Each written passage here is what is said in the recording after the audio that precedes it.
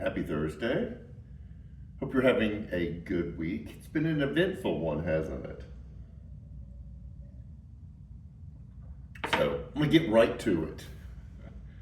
Uh, it's kind of a combination of two questions this morning. The first one is, what is your process of change?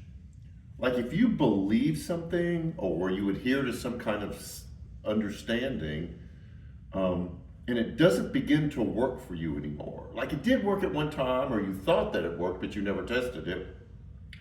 And then you realize when you try to implement it, it just doesn't take care of things like it used to. Which kind of leads to a second question that kind of scabs onto that, and that is, do you have a process of determining what is true? We all have beliefs and assumptions and things that we've held on to because they were handed to us. We heard it growing up, a preacher, a teacher, somebody told us that. And we haven't seen anything else that gives us that same sense of understanding of the world, but it just doesn't work like it used to. The problem is, and this is all of us, and we just have to admit it, that there is a tendency for us to hold on to things because we're comfortable holding on to them. And we don't really challenge ourselves. We don't really think deeply. We don't have this pursuit or this process toward truth that gives us the freedom to challenge what we hold on to. In our last Sunday of our Unbecoming series, we're going to do this. And what's so interesting, in fact, you're going to see me get really jacked up on Sunday morning, is Paul explains this process himself. I used to think this. I used to believe this. This was my understanding of how I was supposed to live. And then I began to realize it was garbage. It wasn't true. It worked. It did the things I wanted to do, but it wasn't true. And he does this step-by-step process of how he was in one place with one understanding, one definition of truth, how things were supposed to be, and then how he worked through it to get to this other place. I'm going to love it because it's one passage which I love in context, and we're just going to crunch through it.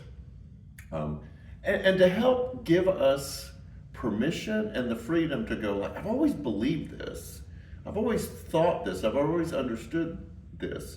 But in this unbecoming that we're talking about, it's unbecome attached to the things that we think bring us comfort, security, truth, wholeness.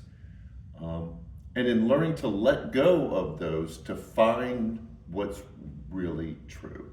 And I think in this day and age, that's more important than ever to make sure that we understand what we believe and what we're holding on to, and that we have a deliberative process in place that helps us ask ourselves questions to go, are these things that I believe, that I'm holding on to, that I practice really true?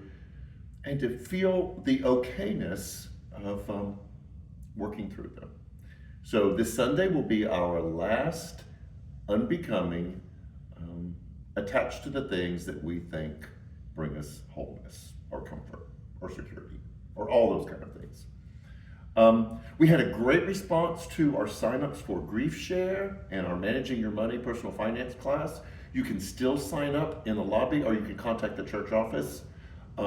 Grief Share has already asked about doing it virtually. We won't be able to do the Managing Your Money virtually, but we can do Grief Share virtually. So if you're interested in being part of Grief Share, but can only do it virtually, we're working on that.